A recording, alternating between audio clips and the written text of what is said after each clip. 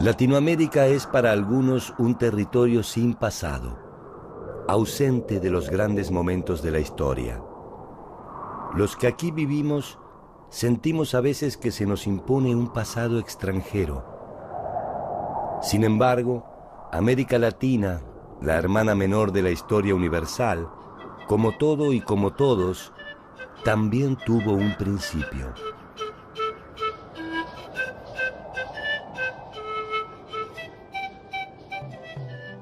Cada pequeña señal, cada rastro, es una voz que viaja desde el pasado hasta nuestro tiempo y nos permite suponer un camino probable. Cada camino nos abre la esperanza de conocer nuestro origen y que en él se encuentre, aunque más no sea mínimamente, una razón para entender nuestro presente y proyectar nuestro futuro. ¿Quiénes somos los latinoamericanos? ¿Por qué hacemos lo que hacemos? ¿Cómo nos organizamos? ¿Qué avances produjimos? ¿Dónde se encendió la llama de nuestra cultura y nuestra historia? ¿Dónde está la verdad y la razón de nuestro origen? Preguntas y más preguntas que nos remontan a una pregunta original. ¿Cómo se pobló América?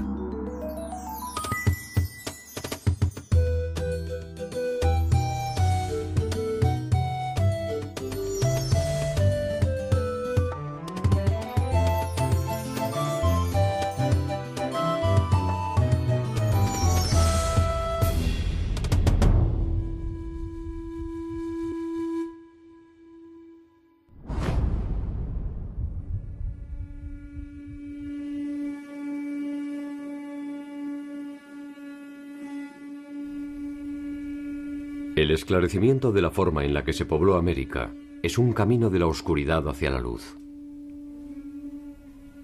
Cada dato arqueológico, cada resto fósil, cada impresión en la piedra podrán ser interpretados como una respuesta. Los científicos e investigadores debaten en la actualidad rutas migratorias y características morfológicas del hombre primitivo en Latinoamérica.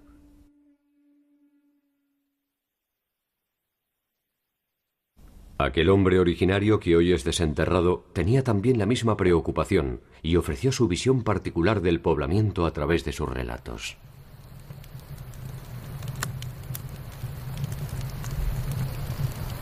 Las leyendas, sostenidas por la tradición oral, han llegado más o menos indemnes hasta nuestros días y constituyen el primer esbozo de un conocimiento a propósito del origen.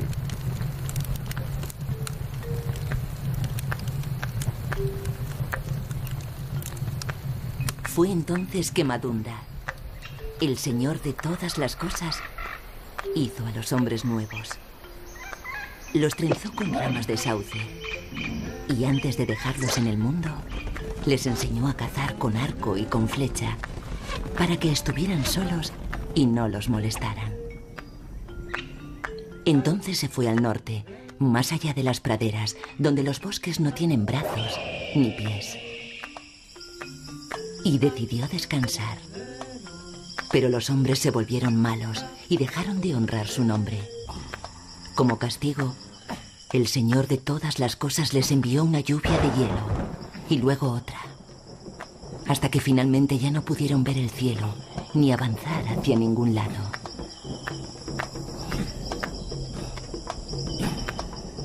Grande fue la tristeza de los hombres, que no tuvieron más remedio que volver a pensar en su Señor. Entonces este envió un cuervo, pero no un cuervo cualquiera, sino uno cuyo pico resplandecía con el sol. El cuervo voló sobre la barrera de hielo y la rompió. Los hombres, que ya no eran los mismos, corrieron para salvar su vida. Y cruzaron antes de que el hielo se fundiera por completo. Detrás de ellos quedó su tierra, sepultada por un océano. Debajo del océano, el tiempo en que no tuvieron memoria. Un tiempo que debería ser recordado para siempre. Estas leyendas dan cuenta de una tierra nueva que fue poblada después de un largo y accidentado viaje a través de los hielos.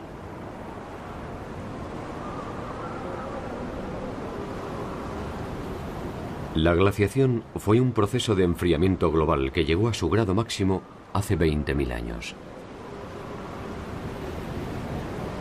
La congelación de las aguas generó un avance de los hielos sobre gran parte del continente americano.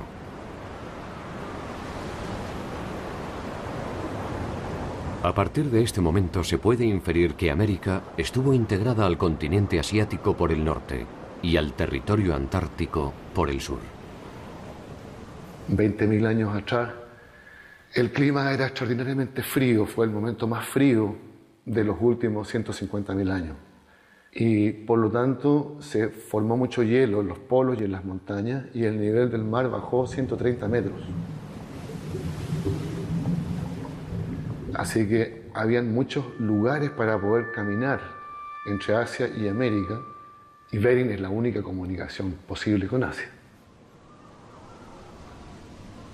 Cuando se produjeron los deshielos, los pasos que unían los continentes desaparecieron y la humanidad se dividió en dos mundos que se ignoraron mutuamente para reencontrarse, al menos oficialmente, hace algo más de 500 años.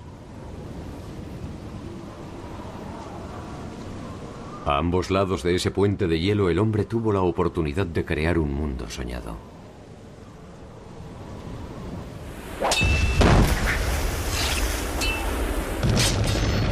Pero tarde o temprano aparecieron la violencia y el genio, la memoria y el olvido, la oportunidad y la perdición, la verdad y la historia.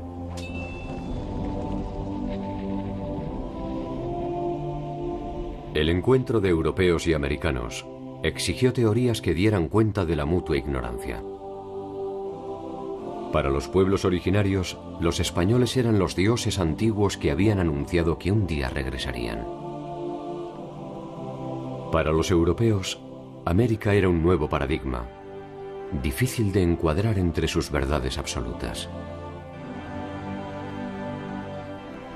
Sus interpretaciones fueron tan arriesgadas como las autóctonas. Supervivientes de la Atlántida.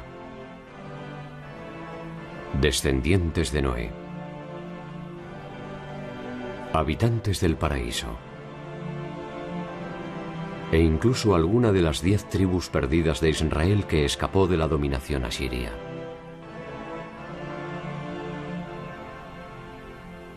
En todos los casos, fantasías que prefirieron ignorar las mitologías americanas. Una de estas mitologías es un texto emblemático de la cultura maya, el Popol Vuh. Los dioses mayas parecen hechos a imagen y semejanza del hombre. Son imperfectos, vengativos, amantes del ocio y del juego. En el Popol Vuh, la creación del hombre es el resultado de un proceso evolutivo en el que la versión definitiva resulta superadora de la inicial.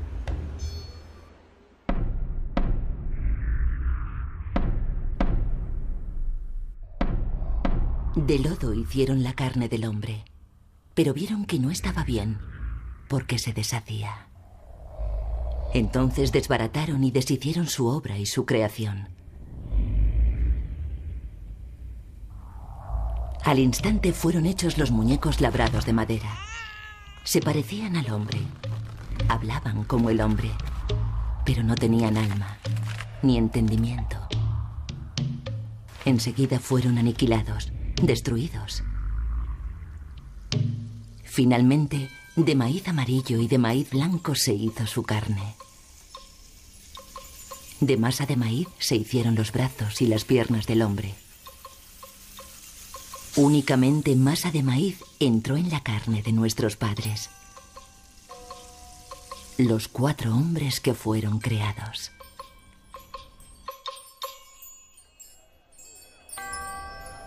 El debate sobre el origen del hombre americano se abandonó absorbido por las tensiones de la conquista. Invasores e invadidos sabían que en el tiempo que les tocaba vivir el pasado era menos urgente que el destino que les esperaba.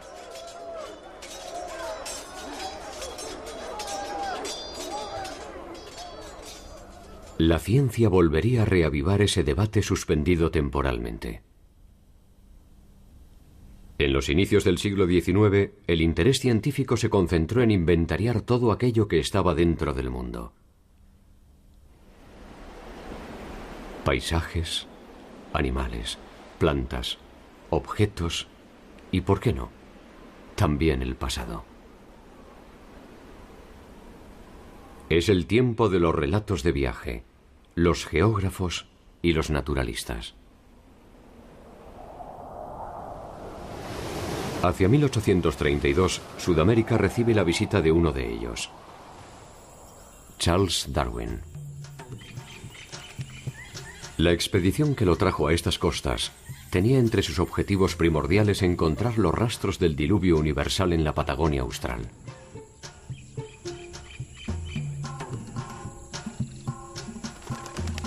Poco había cambiado en el primitivo pensamiento del hombre que seguía aferrado a sus concepciones religiosas.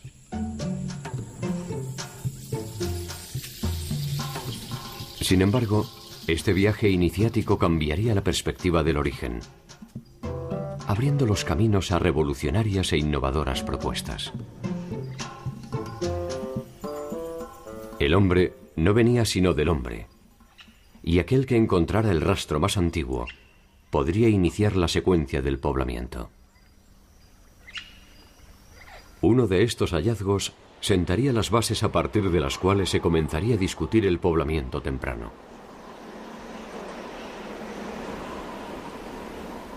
Para la mayor parte de las teorías que creen que el origen del hombre es producto de un proceso migratorio, el estrecho de Bering fue la puerta de entrada al continente. Por allí habrían llegado los primeros grupos de cazadores-recolectores. Su existencia se confirma fundamentalmente por los hallazgos arqueológicos de Clovis y Folsom. Clovis es un sitio arqueológico que se encuentra en el estado de Nuevo México, en los Estados Unidos, que fecha cerca de 11.300 años atrás. Es un sitio caracterizado por un punta de proyectil muy especial, que muchos arqueólogos piensan que es la primera invención tecnológica de los americanos. Y este punta proyectil está asociado con los huesos de un mamut. Y allí empezó la primera teoría de poblamiento de América. Y cuando se establece una teoría como así, todos los sitios arqueológicos encontrados después son comparados a este sitio y a este modelo.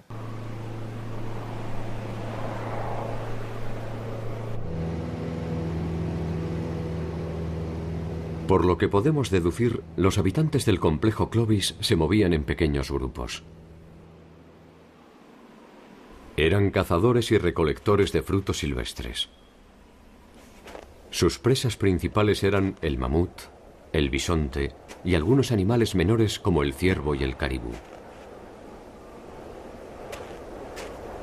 Cuando alguna de las áreas de caza se agotaba, se desplazaban hacia el sur, lo que ha llevado a suponer que de esta manera, y a lo largo de miles de años, se realizó el poblamiento americano.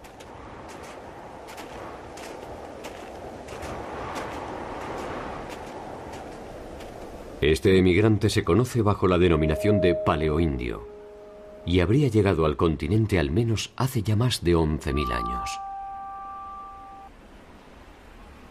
El complejo cultural Clovis no es solamente un sitio arqueológico. Es también la piedra angular de las teorías que se resisten a considerar la posibilidad de otras rutas u otros emigrantes. La primera teoría o modelo es lo más difícil para cambiar, porque está manejado por los expertos que definieron esta teoría. Entonces, como el primer modelo teórico, hay que comparar todo lo que sigue después contra el padre o la madre paradigmática, Clovis. Para Clovis, el paleoindio fue el protagonista excluyente de este proceso migratorio originado en el norte de América y que se fue extendiendo hacia el sur continental.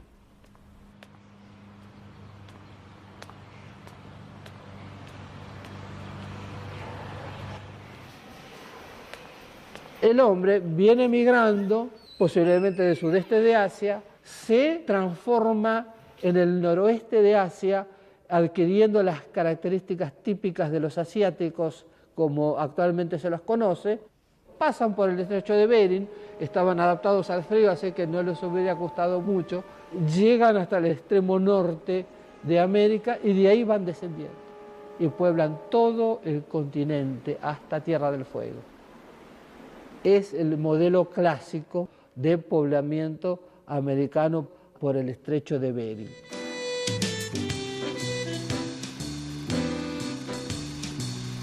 Las teorías provenientes de los países centrales definían las hipótesis del poblamiento. Sin embargo, en la remota y todavía algo primitiva Buenos Aires, a finales del siglo XIX, Florentino Ameghino, paleontólogo y naturalista autodidacta, se animaba a desafiar este pensamiento.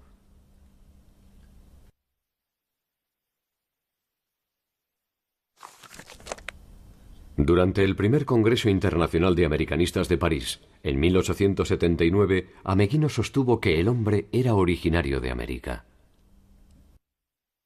La teoría de Ameghino postula que el hombre es originario de América, concretamente en la Argentina. Los restos que va hallando son mucho más antiguos que lo más antiguo encontrado en el Viejo Mundo. De ahí que él parta de ese paradigma. El hombre se origina en América.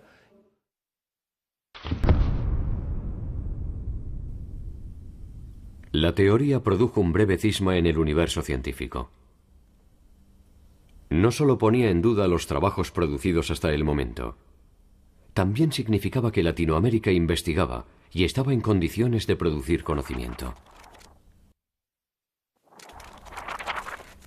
Hasta tal punto las ideas de Ameghino cuestionaban al modelo Clovis, que el mismo Alex Hrdlicka, un defensor de la teoría del ingreso por Bering, se trasladó hasta Buenos Aires para intentar descartar punto por punto las ideas de Ameghino.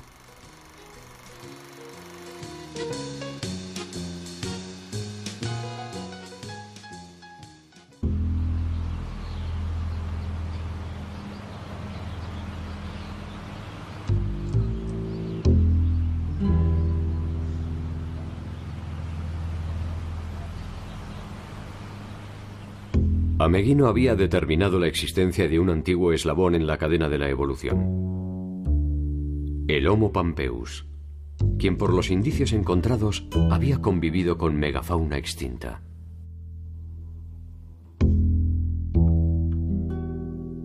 Eso le permitió presumir una antigüedad que hacía del Homo pampeus el antecedente más antiguo en la historia del hombre, y por tanto supuso que desde la Patagonia se había desplazado hacia el norte, completando el poblamiento de la Tierra.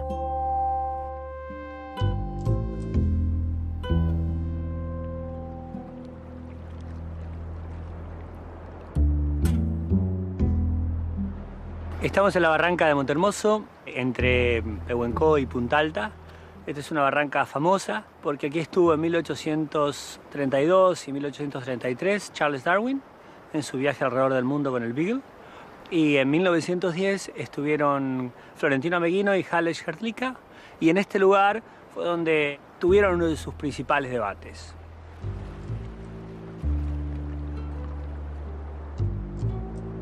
Entonces acá, en este lugar, en la mitad superior de este afloramiento, en unos escalones, encontraron artefactos de piedra. Estos artefactos de piedra, de este tipo, los que tengo yo ahora en la mano, fueron recogidos por Hrdlicka y por Ameghino. Ameghino pone en su nota: debo decir que he visto al señor Alex Hrdlicka recoger piedras y artefactos líticos similares a estos, pero no sé cuál es su interpretación, ni tampoco se le he preguntado. La interpretación de Hrdlicka fue diametralmente opuesta.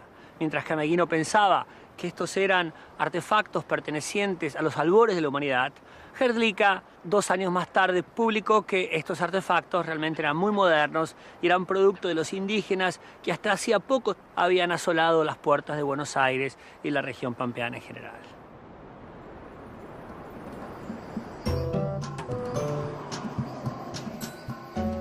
La reacción de la comunidad científica internacional fue clara y contundente. Rechazó las hipótesis de Ameghino y arrasó no solo al Homo pampeus, su propuesta más arriesgada, sino también la idea de que el hombre sudamericano había convivido con animales extinguidos.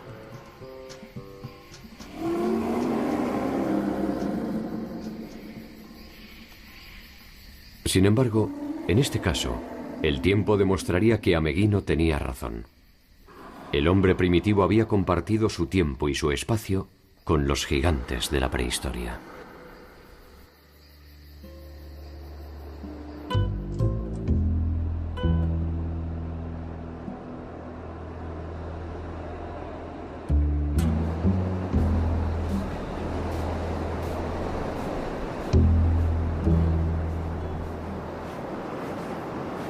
En el sitio de Pehuencovo están estudiando un yacimiento de pisadas fósiles de animales extinguidos, animales que tienen más de 10.000 años de antigüedad. Desde la época de Ameghino se ha discutido la coexistencia de los primeros seres humanos con esta fauna, con estos animales de gran tamaño como el megaterio, el perezoso gigante, el milodon, el gliptodonte. Y recientemente hay algunos indicios que dentro de este sector con pisadas de animales fósiles extinguidos hay algunas huellas humanas. Entonces esto es una prueba más, pero muy contundente, de la coexistencia de los primeros pobladores con los grandes mamíferos del Pleistoceno americano.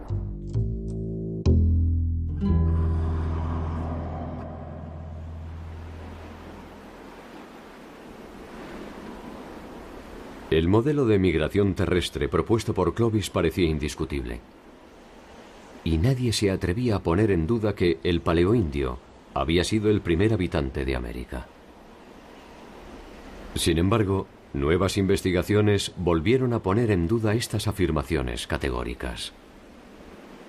Los paleoindios quedan circunscriptos a donde vivían los grandes animales y ahí terminan por extinguirse. Ellos extinguen la fauna y por consecuencia se extinguen ellos mismos, ¿no es cierto? Si los paleoindios se extinguieron, ¿de dónde descienden entonces los pueblos de América?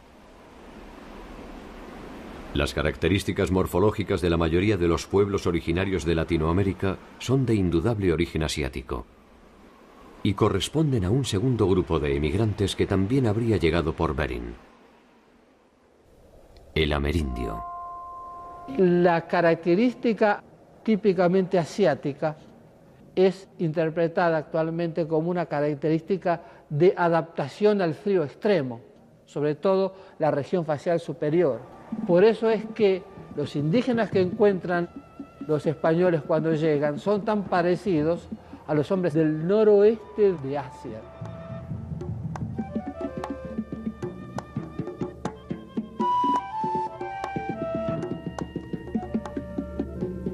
La existencia del amerindio viene a poner luz sobre el origen de la población latinoamericana actual, pero deja abierta la discusión acerca del primer habitante de Latinoamérica. Si los paleoindios llegaron por Bering hace 11.500 años, y más tarde lo hicieron los amerindios, ¿cómo puede explicarse que existan evidencias de pobladores de Sudamérica cuya antigüedad es mayor a los 12.000 años?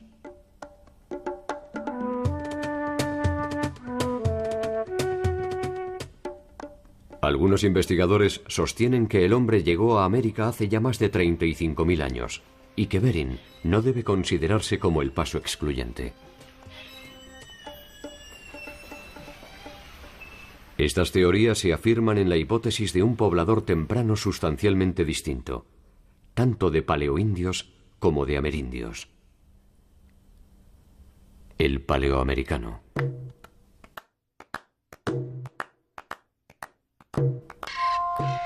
Aproximadamente a 40 kilómetros de Belo Horizonte, en Brasil, se encuentra el sitio arqueológico conocido como Lagoa Santa.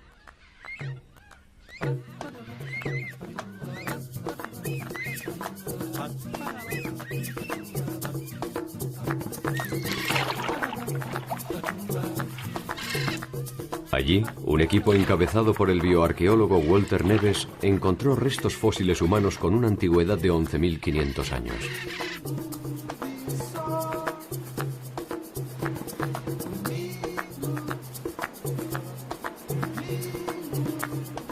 Este hallazgo permitió la reconstrucción morfológica de un hombre primitivo de características inéditas conocido como el cráneo de Lucía. Esse chapeuzinho. Esse chapeuzinho. Tanto paleoamericanos como amerindios presentan afinidades morfológicas con grupos asiáticos. El cráneo de Lucía, en cambio, posee una fisonomía que se corresponde con pueblos africanos o australianos.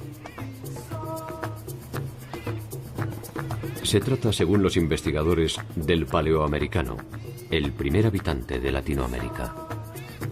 La idea que aún prevalece es que el continente americano fue ocupado por poblaciones asiáticas muy similares a las poblaciones indígenas que tenemos hoy día. Pero Héctor Pucciarelli y yo, en fines de los años 80, demostramos que cuando se analiza la morfología del cráneo de los primeros americanos, se muestran muy distintos de la morfología de los indígenas actuales. O crânio está lá, a coluna está aqui, a bacia está aqui. Provavelmente essas pedras, se foi fletido, deve estar em cima do... El paleoamericano habría llegado al continente mucho antes que los grupos amerindios y paleoindios. Su suerte no fue distinta a la sufrida por los paleoindios. El paleoamericano también se habría extinguido. Pero lo importante es que tanto la Agua Santa como otros cráneos menos famosos son los de mayor antigüedad, son los que nosotros llamamos paleoamericanos.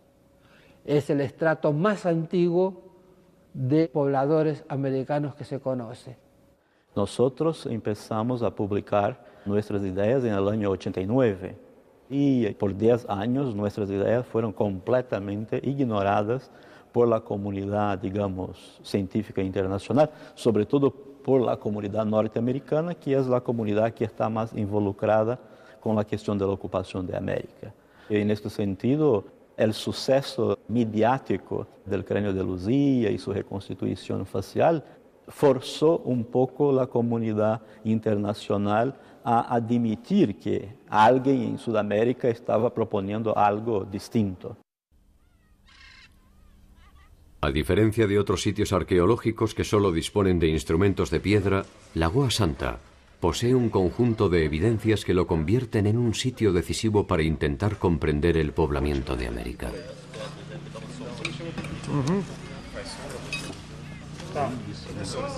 Lejos de tratarse de un hecho aislado, se suma a otros sitios que tampoco pueden ser ignorados. Las avanzadas investigaciones en Taima, Venezuela, Pedra Furada y Toca da Esperança en Brasil, y fundamentalmente el hallazgo del sitio arqueológico de Monteverde, son suficientes al menos para poner en duda la hipótesis de una única entrada al continente.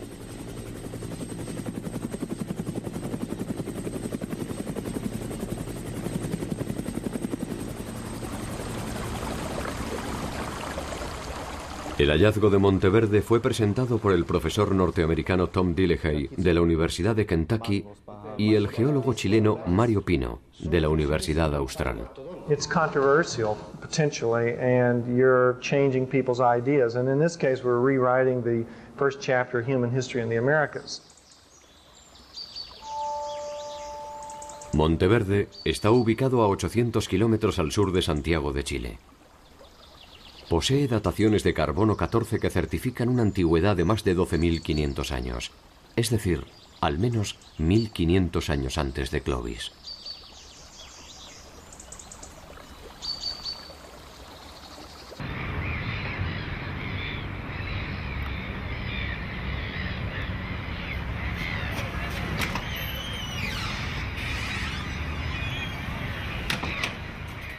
En Monteverde se encontraron indicios de un asentamiento reducido y organizado, merced a la presencia de restos de chozas, cuero, carne de mastodonte, herramientas de hueso hierbas medicinales y, entre otros descubrimientos, la huella de un niño. En el sitio de Monteverde tenemos 2 capas ocupacionales humanas. Lo más antiguo es una ocupación posible nomás. Se llama Monteverde 1, que está fechando a 33.000 años atrás. No tenemos la evidencia científica dura para rechazar esta evidencia ni aceptarlo. Sin embargo, a los 12.500 años atrás se encuentra la capa de Monteverde 2, que es muy conclusiva como evidencia científica dura. Y este es el sitio más temprano que es aceptado por los científicos a lo largo del Nuevo Mundo.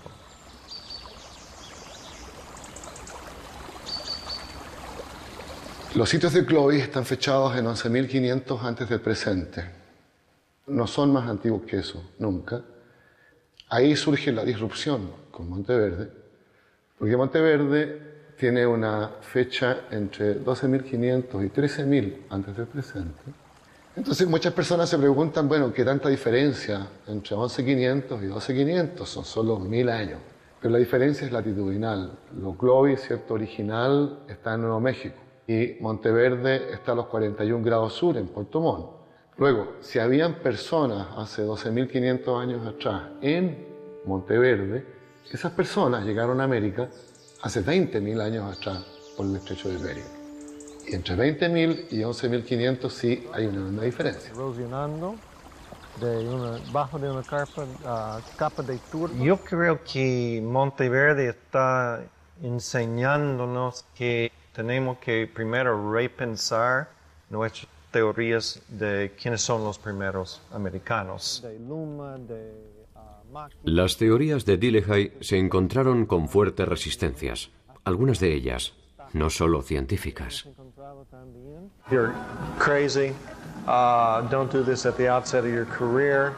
The data must be bad, and so forth.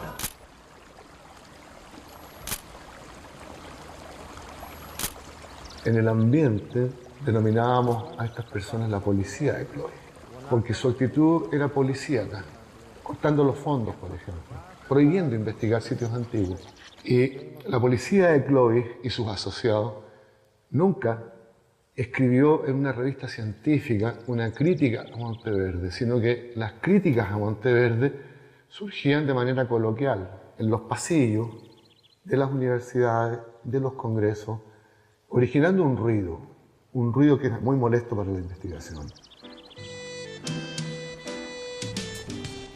La historia de Ameghino se repitió casi medio siglo más tarde. Una comisión de expertos, entre los que se encontraban defensores del modelo Clovis, viajaron hasta Chile para analizar el sitio. A raíz de una idea del curador del Museo de Texas y con la ayuda de un millonario petrolero tejano con un mecenas, junta a 13 investigadores canadienses, norteamericanos y sudamericanos, algunos policía Clovis, algunos pro Monteverde, y hacen un viaje desde el laboratorio de Tom en Kentucky en esa época, vuelan en el avión privado de mecenas hasta Valdivia. En Valdivia ven toda la colección arqueológica de Monteverde y vamos con todos ellos a Puerto Montt y a Monteverde y hemos abierto previamente una excavación.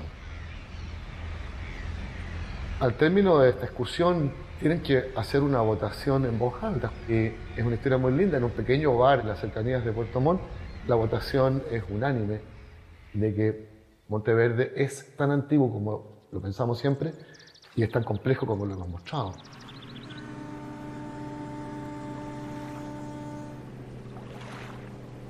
Yo pienso que Monteverde como un sitio solitario no puede cambiar este modelo de pensar de cómo fue poblado de lado del mundo.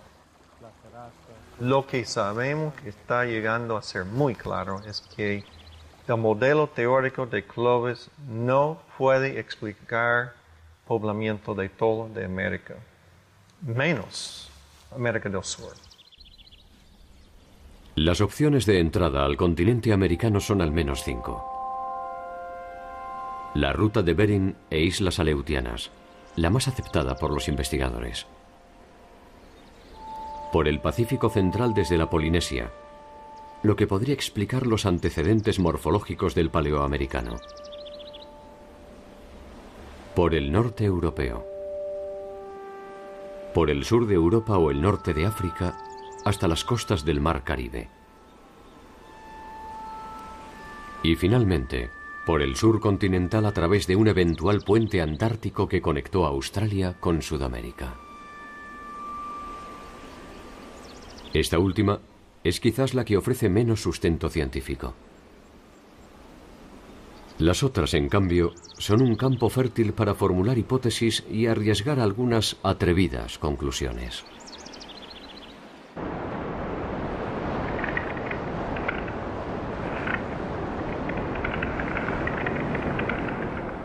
La hipótesis de la entrada por Bering parece ser indiscutible. Los estudios dan por sentado que América y Asia estuvieron unidas y que la migración se produjo en forma escalonada a través de ese paso.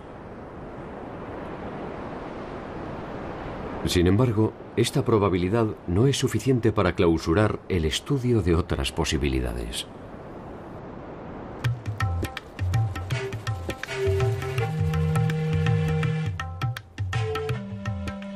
El 29 de abril de 1947, el noruego Thor Heyerdahl, a bordo de la Kon-Tiki y acompañado por un reducido grupo de hombres, inició el viaje desde el puerto de El Callao hacia el oeste con el objeto de demostrar que los primeros habitantes de Polinesia fueron originarios de América y no de Oriente.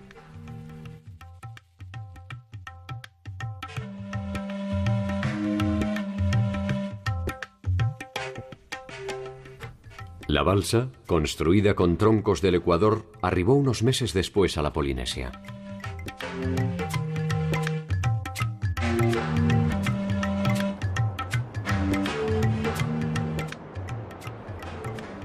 El camino inverso debió esperar 37 años hasta que el argentino Alfredo Barragán y otros intrépidos compañeros, en una embarcación similar, unieron el puerto de Santa Cruz de Tenerife con las costas de Venezuela en 52 días de travesía a bordo del Atlantis.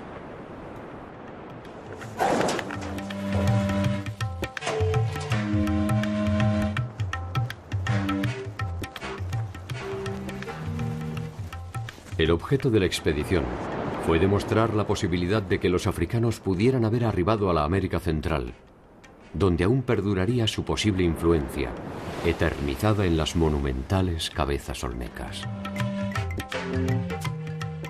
Cuando encontré la presencia de cultura africana en América y de rostros de africanos en América, hace 3.500 años, cuando veo que en la misma época existía la balsa africana, a mi juicio capaz de cruzar el Atlántico, y entre medio de ambas culturas, un sistema de corrientes y vientos en el Atlántico Norte capaces de traer de África a América todo lo que sea capaz de flotar.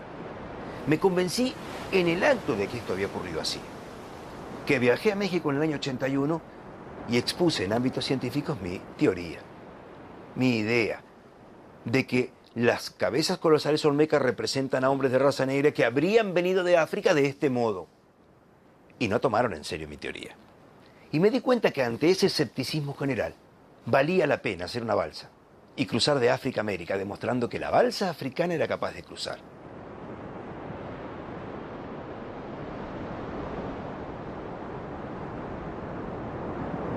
Atlantis es una copia fiel de la balsa africana de hace 35 siglos.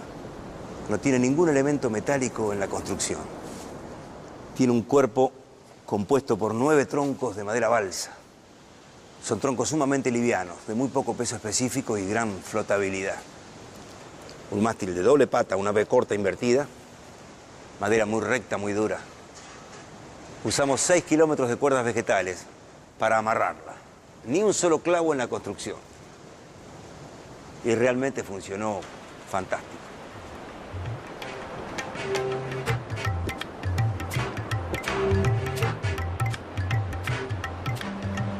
La expedición de Barragán resulta un buen punto de partida para explorar caminos desconocidos y abrir nuevos horizontes para la investigación.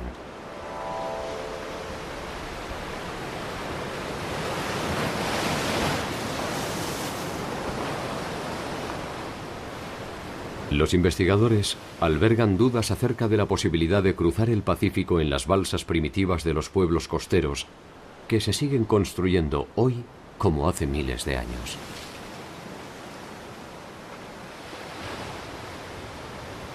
Quizás el hombre no pudo cruzar el océano con ellas, pero sí tal vez recorrer sus contornos. Esta es la base para una teoría distintiva que propone un camino alternativo para explicar el poblamiento americano: la navegación circumpacífica.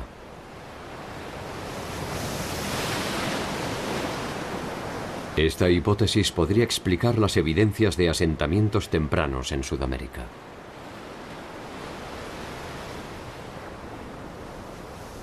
Si una canoa avanzara desde Bering, bordeando la costa a razón de 30 kilómetros por día, podría haber alcanzado el fin de los glaciares en tan solo 200 días. 500 días le hubiesen bastado para alcanzar la isla de Tierra del Fuego, al extremo sur del continente americano.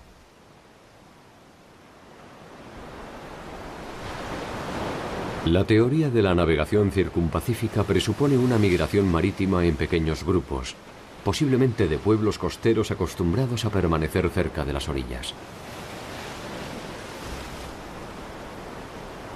Sus posibles desplazamientos se habrían realizado hacia el sur, siempre en búsqueda de mejores tierras y condiciones climáticas para el desarrollo de la vida.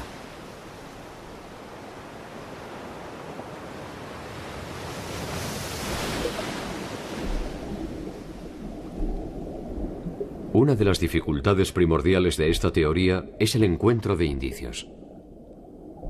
El territorio costero de entonces se encuentra en la actualidad bajo las aguas, y difícilmente pueden haber conservado indicios de algo tan tenue como el paso del hombre.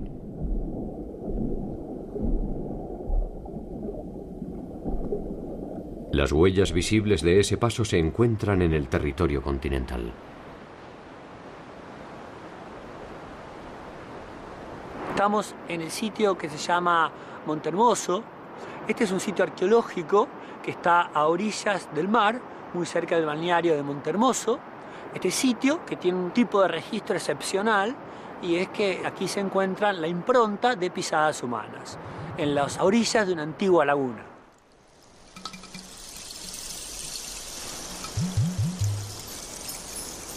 Una serie de pisadas tan inocuas como las que diariamente ejecutamos permite seguir el remoto itinerario de un grupo de hombres que habitó las costas patagónicas hace unos 7000 años.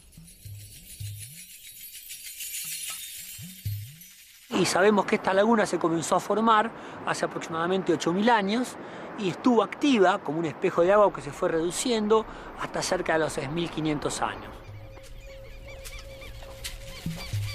En diversos momentos, entre 8000 y 6500, los grupos indígenas vivieron en los alrededores. En el momento en el que este lugar era ocupado, el mar se encontraba a unos 2 kilómetros de donde se encuentra ahora, más al sur. Este lugar eran dunas rodeando una laguna que se formaba solo por aguas de lluvia y por napas freáticas muy altas, de manera tal que era una laguna muy tranquila. Creemos que los campamentos estaban muy cerca y que la gente que vivía en estos campamentos salía a buscar lobos marinos y buscar caracoles en la playa, aves, huevos de aves y algún otro recurso. La interpretación que nosotros hacemos a partir del análisis estadístico de las pisadas relevadas indica que un determinado grupo estaban con mayor frecuencia en la laguna, chicos y mujeres, y ese grupo de edad y de sexo generalmente es el que se encarga de las recolecciones.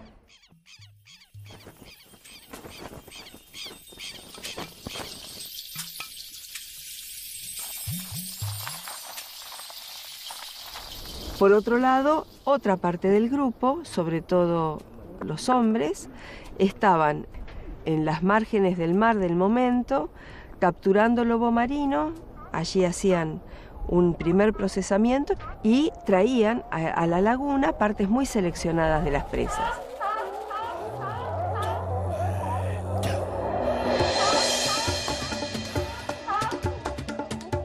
gente vivían básicamente de la caza, de animales silvestres, de la recolección, y no tenían ningún tipo de agricultura ni de animal domesticado, con excepción probablemente del perro, aunque no hemos encontrado en este lugar ninguna evidencia directa de que tuvieran perros.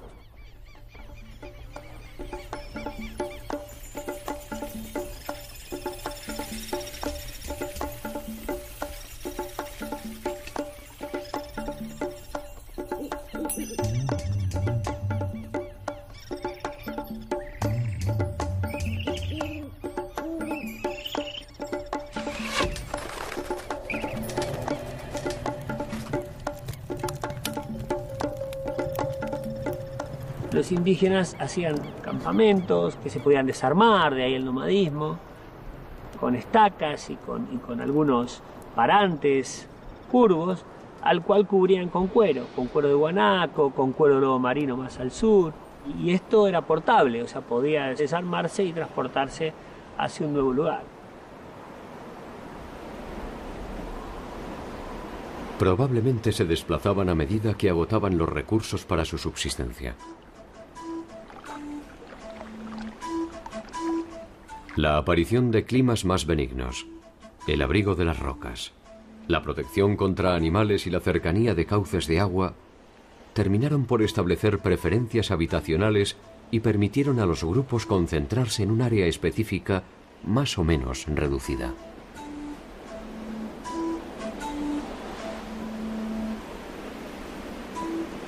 A partir de esta relativa estabilidad, el hombre comienza a comprobar ciertas recurrencias climáticas que le permiten establecer ciclos. Estos ciclos derivarán en los primeros avances sobre el control de los recursos naturales y el aprovechamiento integral de sus frutos.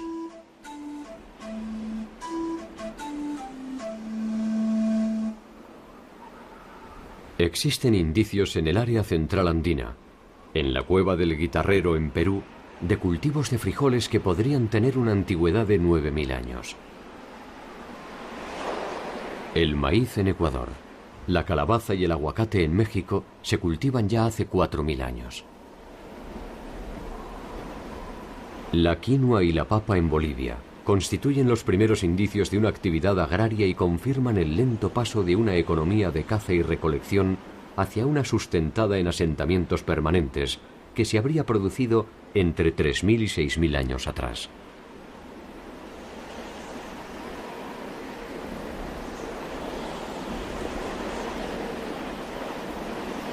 Los primeros asentamientos comienzan a producirse, y hacia el sexto milenio, las cuevas habitadas por cazadores demuestran en sus pinturas la familiaridad con los camélidos, que ya pueden considerarse como domesticados.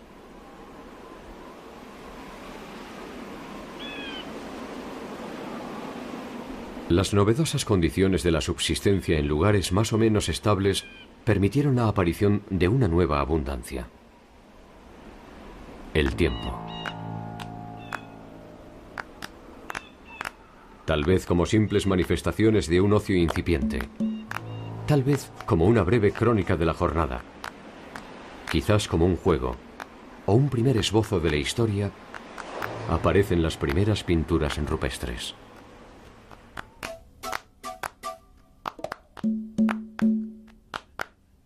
¿Habrán tenido conciencia de la importancia de sus señales? ¿Habrán pensado entonces que sus trazos llegarían hasta nosotros? ¿Habrán pensado que habría un nosotros?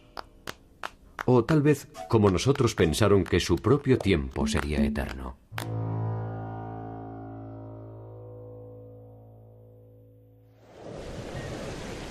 Aquel hombre que habría llegado por Bering hace 35.000 años consumió al menos 25.000 para establecerse en la nueva geografía. Los milenios futuros producirían transformaciones inimaginables.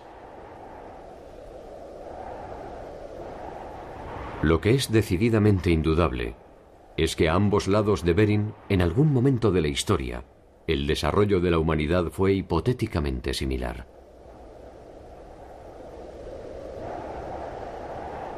Impulsado por la supervivencia o por la curiosidad, el hombre se dispuso a hacer suyo un nuevo territorio inexplorado. A cada extremo de esta pared, el hombre experimentó desde las primeras formas de agrupación familiar y grupal hasta las más complejas formas de organización.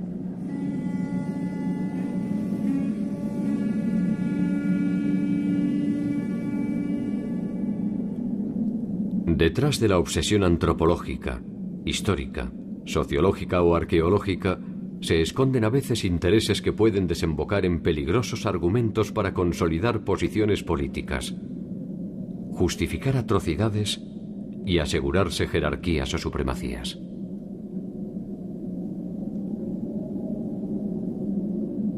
Para algunos, ser los primeros es también ser los mejores.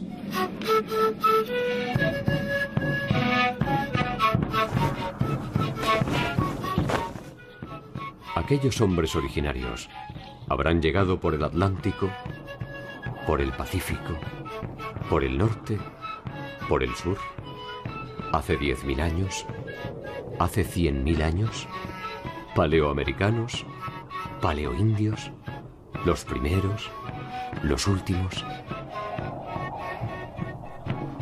La ciencia en su hambre vital encontrará tarde o temprano las respuestas.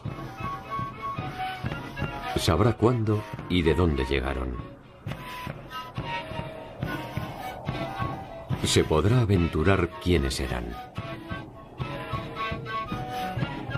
Ese día, de alguna forma, será un día como todos los demás, en el que aún tendremos pendiente un enigma inquietante. ¿Hasta dónde se llegará? ¿Quiénes y cuántos serán los que alcanzarán el final de este largo camino de incertidumbres?